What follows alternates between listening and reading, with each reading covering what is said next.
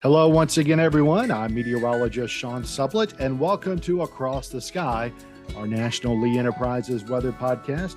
Lee Enterprises has 77 print and digital operations across the country, including in my hometown of Richmond, Virginia.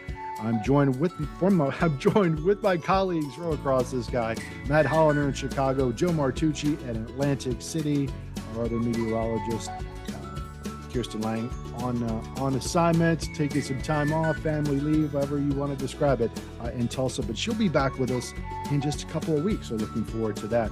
All right, gentlemen, today we talk with Dr. Kate Marvel, the senior climate scientist at Project Drawdown. She is a theoretical physicist by training, but within the past 6 months, or 12 months, she's taken a new position with this organization called Drawdown.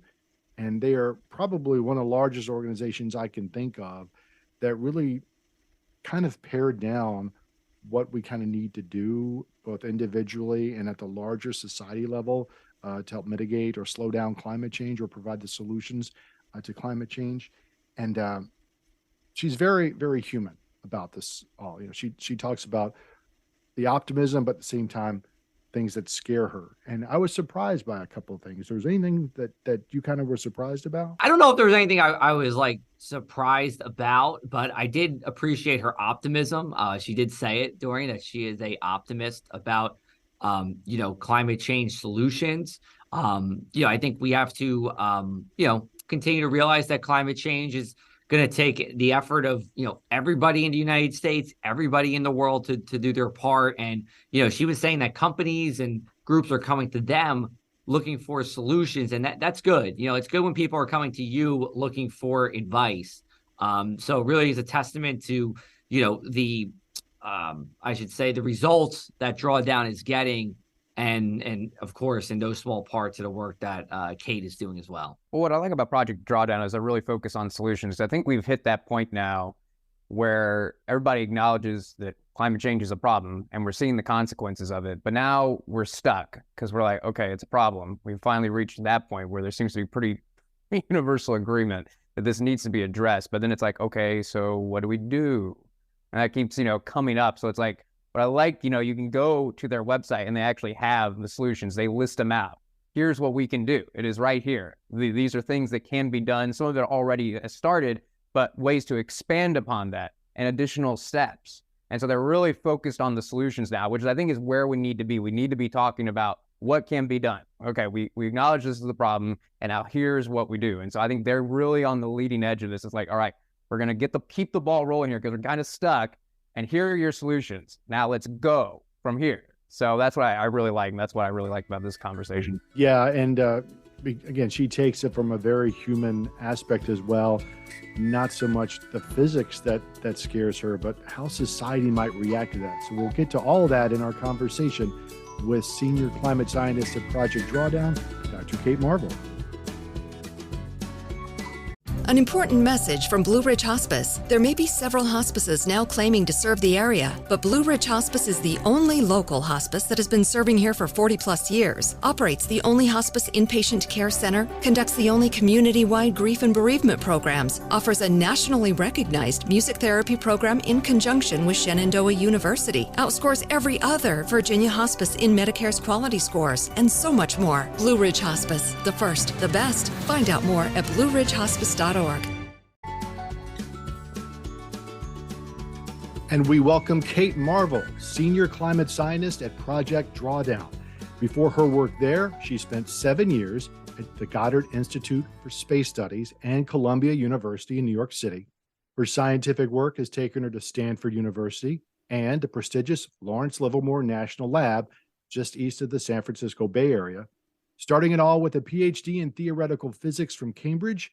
And she's a chapter lead on the upcoming 5th National Climate Assessment due out this fall. Dr. Marvel, thank you so much for taking the time today. Thank you so much for having me. Really excited to be here. All right, so let's get at it and talk about Drawdown. Why you took the position there this spring, and what is Drawdown all about? What is your role there? Sure thing.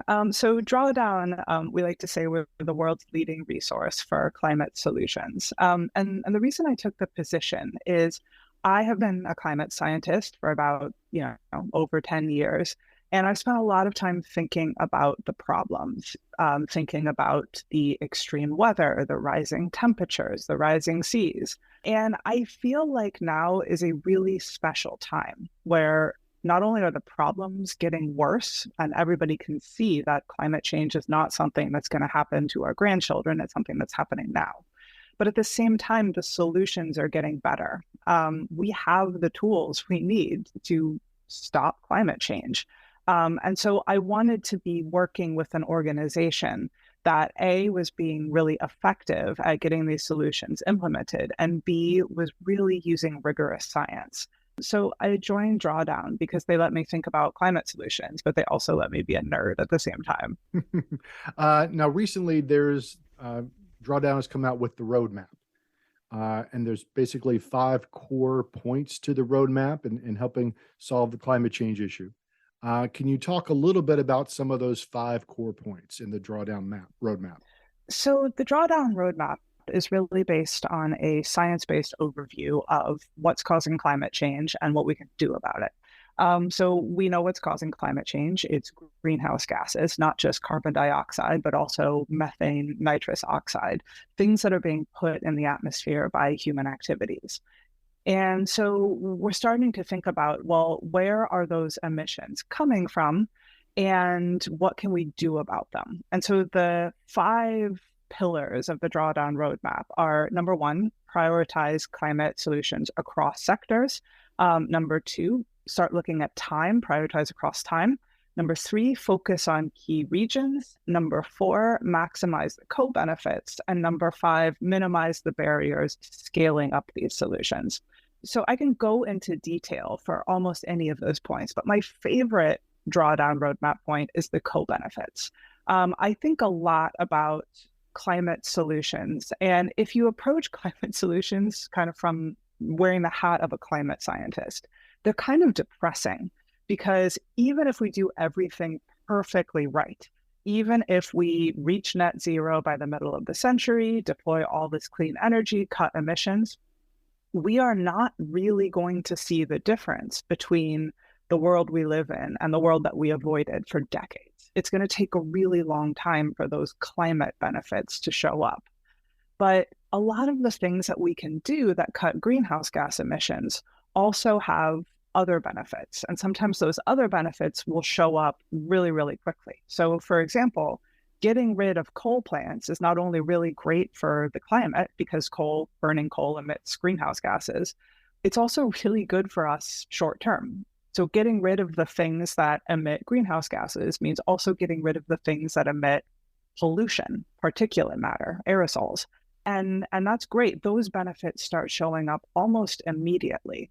So even though maybe we're doing climate action for ourselves in the future and for our children and grandchildren, taking these actions, implementing climate solutions, is actually going to have benefits for us in the really near term. So I love thinking about climate solutions in terms of the co-benefits.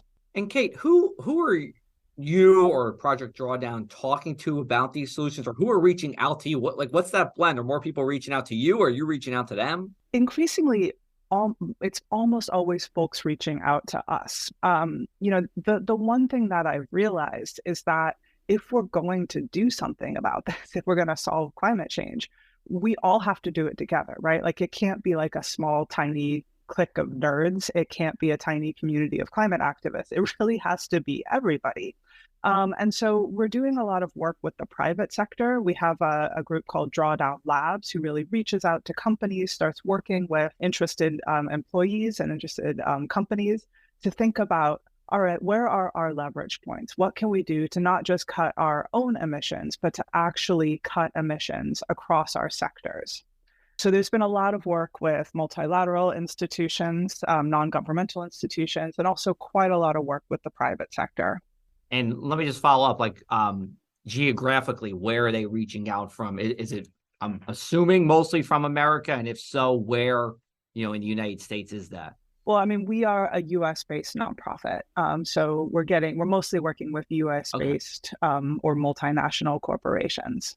But we also, in the past couple of years, we had a team called Drawdown Lift, which was really focused on this question of co-benefits of climate solutions for other countries, maybe developing countries. So thinking about ways that we can shift to, for example, cleaner cook stoves, better ways of cooking, and the co-benefits, not only for the climate, but also for things like indoor air quality that we could realize by really pushing these solutions. And Kate, I was browsing the drawdown.org website, and one article in particular really caught my attention because I feel like it fills a gap that we don't discuss as much. You know, a lot of the focus is on what can governments do, what can big businesses do to have an impact on climate change, and then we also talk about the individual, what can we all do individually to have an impact. But the article I came across was climate actions for small and medium-sized businesses. And then it occurred to me, it's like, yeah, we don't really discuss that much. What small business owners, which make up a huge chunk of the economy, what small business can do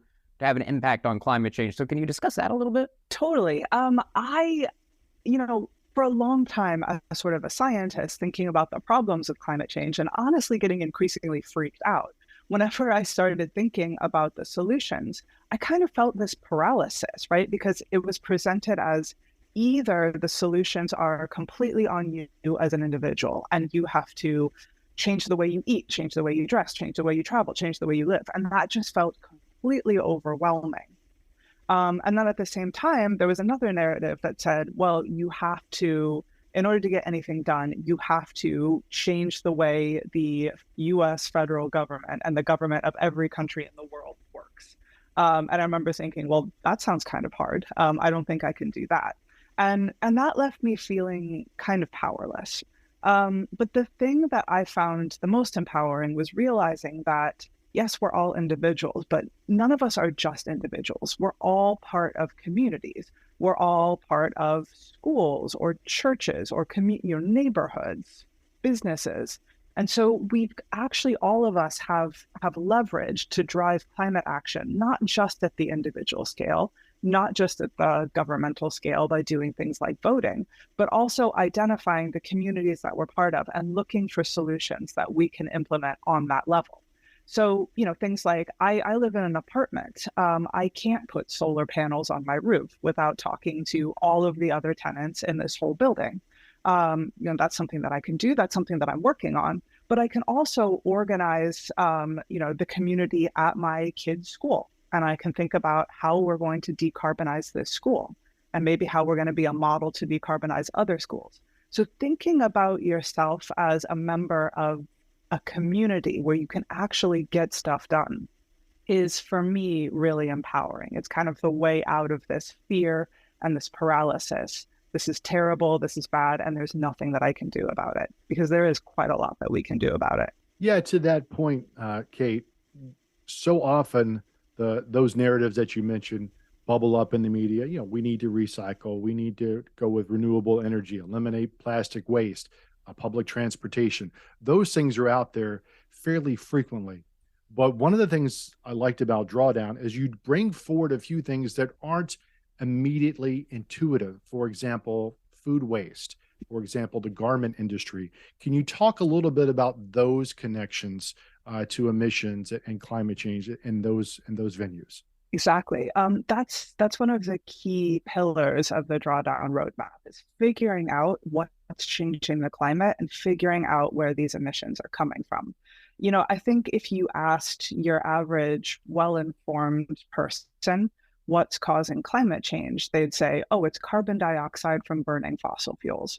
And that is an enormous contributor to climate change. About 62% of the greenhouse gases that we put in the atmosphere come from burning fossil fuels and releasing carbon dioxide. But that leaves about 40% of the problem that we're not talking about there. So the other things that put carbon dioxide in the atmosphere are things like concrete and cement. That's just the natural outgassing process. That's not when nobody's burning anything. We put, CO2 in the atmosphere by deforestation. That's an enormous contributor to the problem. Methane enters the atmosphere through leakage from, natural gas, which is just methane itself, and from, agriculture, not cow farts, but cow burps. So when you start thinking about where the problem is, you can kind of get a bit overwhelmed that, oh my gosh, it's not just fossil fuels, it's all of these other sectors as well. But that's also, very empowering, because once you understand that, you start thinking about, where do I have leverage to take action? Where are these emissions coming from? And what can I do in my particular role as a community member, as an employee, as a parent? What can I do to help? Hey, Kate, you were saying that sometimes, businesses or large, I think you said multinational companies are coming to you. I don't know if you're allowed to tell us who's come to you, but at the very least, could you tell us what they've talked to you about and what solutions, one or two companies have implemented already? So this has been a real learning experience for me as a scientist for so many years. Turns out things are kind of different in the academic world and in the private sector. There are different incentives, different scales of action. But what we're doing is really encouraging the partners that we're working with to be following science-based targets. And what the science says is that you can't offset your way out of this. So we've been doing a lot of discouraging buying, essentially indulgences, saying, oh, I'm going to keep emitting carbon dioxide, but I'm going to find somebody else and I'm going to pay them to not emit carbon dioxide. We've been really, really focusing on making the necessary emission cuts up front. Because if we're going to hit net zero, if we're going to, stay within the Paris Agreement targets, we are going to have to cut emissions between 40 and 50% in the next decade. That can only be done if the companies that we work with and all of the other companies actually identify ways to cut their emissions, as opposed to buying removals or offsets down the road. And Kate, when you're talking to these companies, I'm sure there's discussion about how are we going to do this? And is there any common thread, that something that keeps coming up again and again about why they can't get started, or what the biggest challenge is for them in cutting those emissions? Is there a common thing that you see again and again with these companies? So I would have given you a different answer to that question, I think probably, 5 years ago. I think there has been a real sea change in the popular and public understanding of what's going on. Nobody ever asks me anymore, oh, hey, is this real? Is this really happening? Is this a problem? And I think partly that's due to some really influential UN reports, like the 1.5 degree report that came out. But mostly that's due to the fact that we are experiencing extreme events. We are experiencing the impacts of climate change already. I live in New York City. We had a really nasty week last week because of wildfire smoke, not from the West, but from Eastern Canada. Now, I don't want to make any sort of big climate change, rigorous attribution statement there, but we do know that Eastern Canada has been experiencing hot and relatively dry conditions, which are conducive to wildfires. So, we here in New York are not the only ones who have been experiencing events like that. So about, maybe 5 or even about 3 years ago, maybe people would have said, I don't see the relevance for this. I care about the bottom line. I care about my profits. I don't understand why I should do something about climate change. And now on an individual level, many people have experienced climate impacts. And on a corporate level, many people are saying, hey, this is going to be really important for our bottom line, not only as we look at climate impacts, as we cost those out into the future and look at the risks, but also the fact that now solutions are starting to become extremely viable. And maybe there is an opportunity here. And so that opportunity language and that sense of urgency, I think, were not as prevalent even 5 years ago. Yeah, I think that's a really good point that you bring up, is how we have seen the general conversation kind of shift over these last 5 or 6 years. Stay with us. We'll be right back with more from Dr. Kate Marvel, Senior Climate Scientist at Project Drawdown, in just a moment on the Across the Sky podcast. Michael J. for Hope for the Warriors. Started back in '06 at Camp Lejeune. Military families witnessing the effects of war on their loved ones. Now, almost 20 years later, they've aided over 53,000 service members, veterans, and families with confidential, high-quality behavioral health care services at little or no cost to post 9/11 vets and their families. Over 91% of every dollar donated goes directly to the programs. If you're as concerned about our heroes as I am, go to hopeforthewarriors.org. And we're back with Dr. Kate Marble, Senior Climate Scientist at Project Drawdown, talking about solutions to climate change. Drawdown is one of the biggest organizations out there, really illustrating what the solutions are to the warming climate. Now, with that, Kate, we want to remind people that it is bad, no question. But there are solutions that are out there. There are some that are beginning to scale up. Problem's not fixed whatsoever. But what kind of gives you optimism? I've read one report out of Europe suggesting that solar capacity in some of the largest or most populous countries on Earth, the U.S., China, India, are really ramping up or scheduled to ramp up solar in the next 2 to 3 years. Is that the kind of thing that gives you some optimism or kind of gets you up in the morning, so to speak? Yeah, I mean, I feel like I should have a disclaimer here that I'm an optimist by nature. That's my personality, which means I have a really weird job for an optimist thinking about climate change. But look, I think the world is changing in ways that when I started my career, I never could have anticipated. Solar power is exploding. Wind power is exploding. And that's in the metaphorical sense, not in the actual sense. That's more gas plants and coal plants that actually explode. And the reason for that is not because electric utilities have suddenly been taken over by a bunch of hippies. The reason for that is that solar power and wind power are the cheapest ways of generating electricity in human history. We've seen the costs of solar and wind fall precipitously over the last few decades. And that's something that's really exciting. Not only are we going to have to build out a bunch of solar and wind, we're also going to have to make sure that we replace all of the old coal plants, all of the old gas plants with those solar, wind, batteries, geothermal, a whole bunch of different solutions. We also have to make sure, and we are well on our way to doing this, that transport gets electrified. We're not burning fossil fuels to get around anymore. We've seen a real explosion in the investment in electric vehicles, and the projections for EV adoption are just off the charts. And the reason for that, again, is not because a whole bunch of well-meaning environmentalists took over car companies. The reason for that is that EV technology is just better. They're just better cars. They're more fun to drive. And that gives me optimism that that kind of stuff is going to win. At the same time, I want to be really clear that, we can't just sort of say, okay, we've all got this. Climate change is solved. Everybody go relax.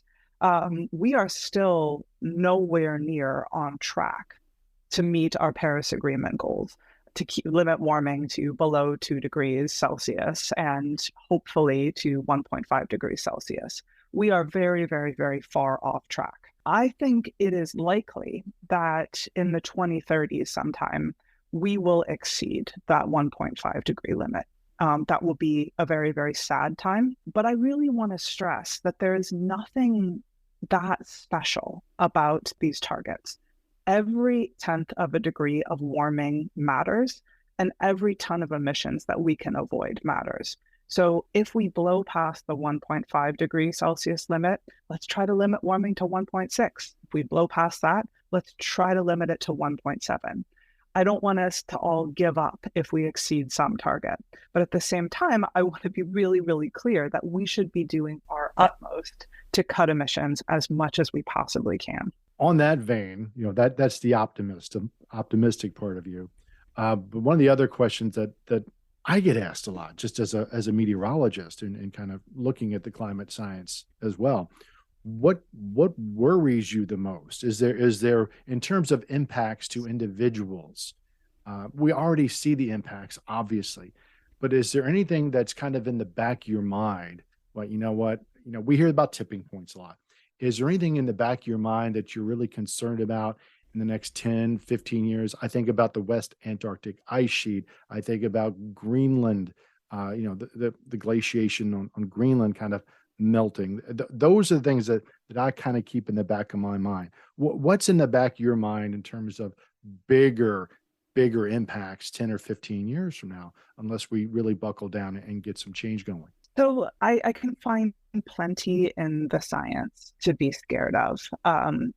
We are looking at projections which say we're going to experience more and more frequent, not just record-breaking events, but record-shattering events.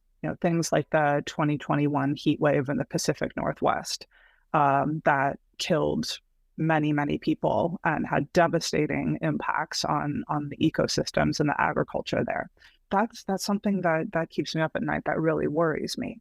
But this is going to sound strange coming from a physicist, that the thing that scares me the most is actually not in the physics of the climate system. It's not a projected extreme weather event. It's not a tipping point. The thing that really scares me the most is how human beings are going to react. We talk a lot about climate adaptation, like it's going to be this neat, orderly process where we just build some seawalls and we're all fine. But I think there is no question that even in the best case scenario, we're going to see disruption. We're going to see people displaced. We're going to see communities having to relocate.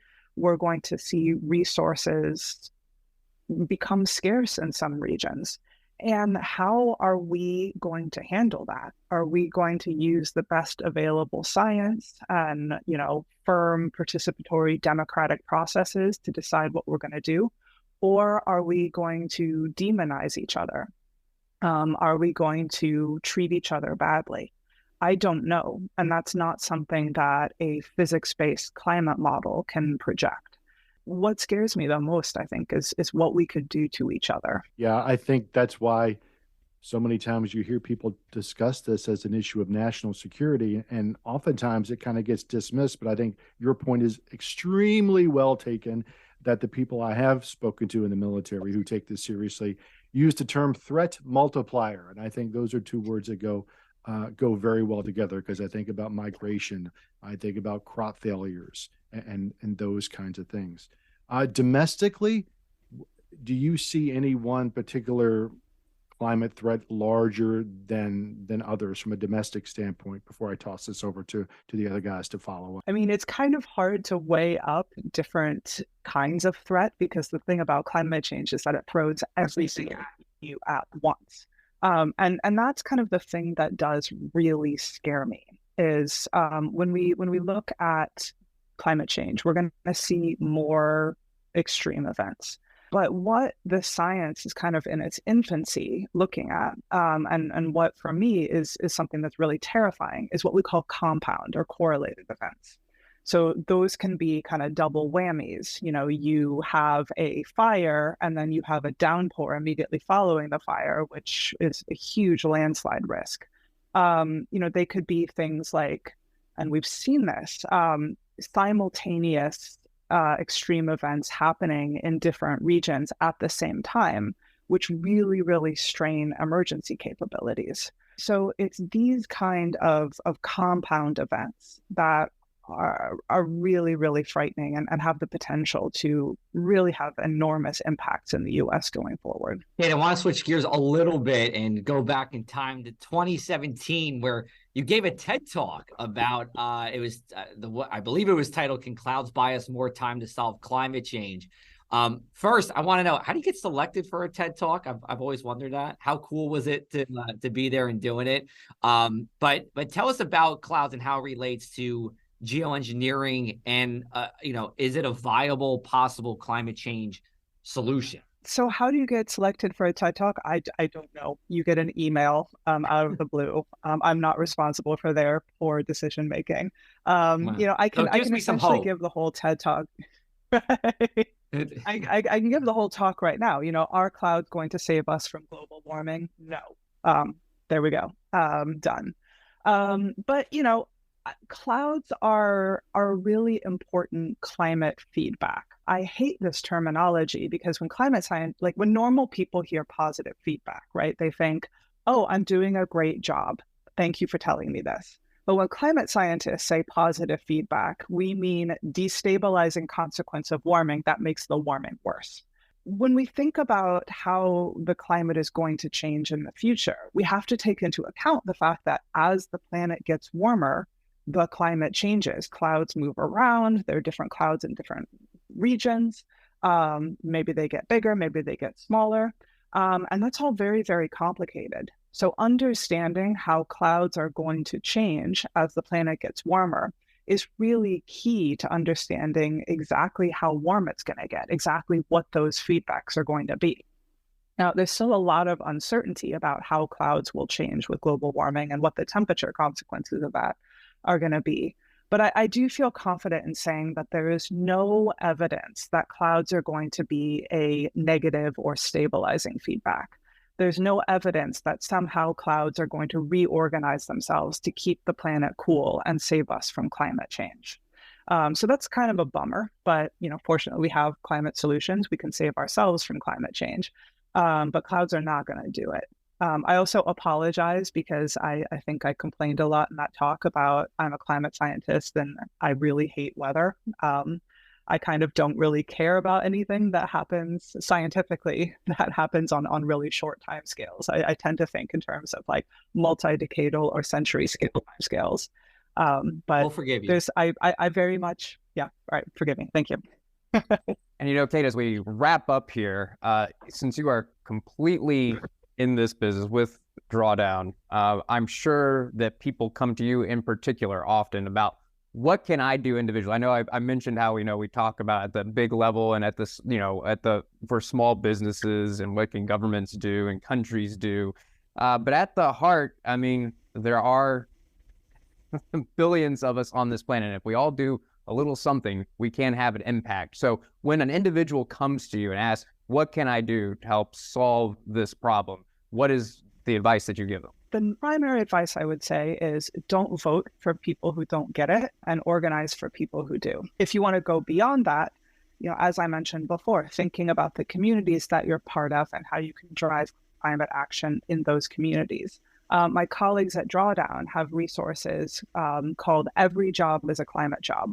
So if you go and check out the Drawdown website, they've produced guides for people in a whole range of common occupations, everything from human resources to procurement. And you can go and you can read those guides and understand how you and your role at your organization can actually drive climate action. I think, the number one thing I would say is that we can do this. We can solve climate change. We can make the world better in the process. At the same time, we can't have no climate change. Climate change is already here. We can't prevent it. The world is already about 1.2 degrees Celsius warmer than it was during before the Industrial Revolution.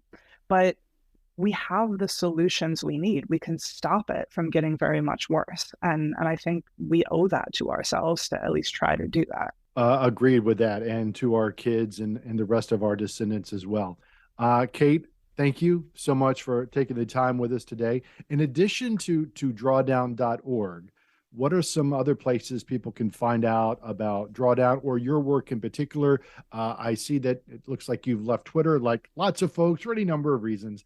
But where else can people find out more information in addition to Drawdown? So if you are curious about how climate change is going to affect the United States, you can check out the National Climate Assessment. The fourth National Climate Assessment was released in 2018, and it's still up online. The update, the fifth National Climate Assessment, which contains not just the impacts of climate change, but also mitigation potential and adaptation potential. So what can we actually do about this? That's going to be due out sometime in the fall. So keep an eye out for that. I am working on a book, which will come out sometime next year, about climate science and emotions. So keep an eye out for that if I manage to finish it and get it published. But yeah, the Drawdown website is a great place to start looking at solutions. Do you have a working title for the book yet? And if so, could you share it with us? Yeah, sure. It's called Human Nature. Sounds very good. Sounds very good. All right, Kate, again, thanks so much for joining us. Thank you so much for having me. And we will be right back with some closing thoughts on the Across the Sky podcast. Michael J. for Hope for the Warriors. Started back in 2006 at Camp Lejeune. Military families witnessing the effects of war on their loved ones. Now, almost 20 years later, they've aided over 53,000 service members, veterans, and families with confidential, high-quality behavioral health care services at little or no cost to post 9/11 vets and their families. Over 91% of every dollar donated goes directly to the programs. If you're as concerned about our heroes as I am, go to hopeforthewarriors.org. Guys, there's so much good information from Drawdown and the things that Kate Marvel illustrated to us there. Go back and watch the TED Talk she did a few years ago. It's good. She's a very strong science communicator as well, telling us that this is important, but there's no reason to despair. We've got a lot of solutions. We've got some hard work in front of us, but it absolutely can be vanquished, as it were. I mean, climate change is already here, but what we can do, the more we do now, the more we lessen the impacts for our kids, grandkids, and straight on down the line. So it's really nice having her on, guys. Yeah, I agree. And thanks for setting it up, Sean. When it comes to, like you said, the science communicator, there's a lot of people who can talk. There's a lot of people who know their stuff. There's not as many people who can do both. And she's able to do both. And, if you get asked to do a TED Talk, you're obviously doing it very well. So that's great. And I have to imagine that if a company or one of these organizations are coming to Drawdown, hey, we're looking to do something to reduce our carbon footprint or our climate change, impacts here, I'm sure, they take comfort in knowing that she's somebody who can, level with them, one, but also use her vast knowledge. She has a PhD, definitely a smart person and able to utilize and convey the message that needs to be conveyed about how to reduce your climate change risks well. So happy to have her on. Yeah, now, Joe, we always are wondering about what we can do next, answering questions. And with that, you've got, let's remind people of the number that we have for people who want to ask questions that we can hit them with on the podcast. That's right. And hey, listen, whether you are an excellent communicator or just okay at it, we want to hear from everybody on our voicemail line. If you have a weather question, a climate question, environmental question, you can leave a message for us. That phone number is 609-272-7099. That's 609-272-7099. I'm very happy that we have this number because this is one of our Press of Atlantic City phone numbers. So thank you for calling New Jersey. Yes, always thank you for calling New Jersey. Matt, what do we got in the pipeline coming soon? Well, something that has gotten a whole lot of buzz and some people have really been dealing with, Joe, I know you in particular, but in the Midwest too, not to the level they saw in the Northeast, but those Canadian wildfires. So on next week's episode, we're really going to dive into that. Why is it so bad this year? Is this something that's going to continue in the future? The impacts of this smoke, not only in the short term, but looking forward as we keeping with the climate change theme, as we get more wildfires, are these events going to become more common? And how are they going to be impacting people, not just in the short term, but the long-term impacts of increased smoke exposure? We have Dr. Emily Fisher, who's going to be joining us from Colorado State University, who is an expert on atmospheric chemistry and smoke. And I think it's going to be a really interesting episode. Yeah, that should be good because, we know Canada has wildfires like the United States, but we'll talk about why this one is so different. So with that, we will close up shop for this week. Thank you, as always, for joining us on the Across the Sky podcast. For Matt Hollander in Chicago and Joe Martucci in Atlantic City, I'm meteorologist Sean Sublett. Thank you, and we'll talk to you next week. Blue Ridge Hospice thrift shops are bigger and better than ever, with a new and expanded site at one of our 2 Winchester locations and our 6 well-established boutiques across the area. Blue Ridge Hospice thrift shops attract bargain hunters, treasure seekers, collectors, and antiquers. Mention this ad on your next shopping trip and receive a 10% discount. Blue Ridge Hospice thrift shops gratefully accept your donations, including electronics and furniture. For locations, hours, and information on how to donate, please visit BlueRidgeHospice.org.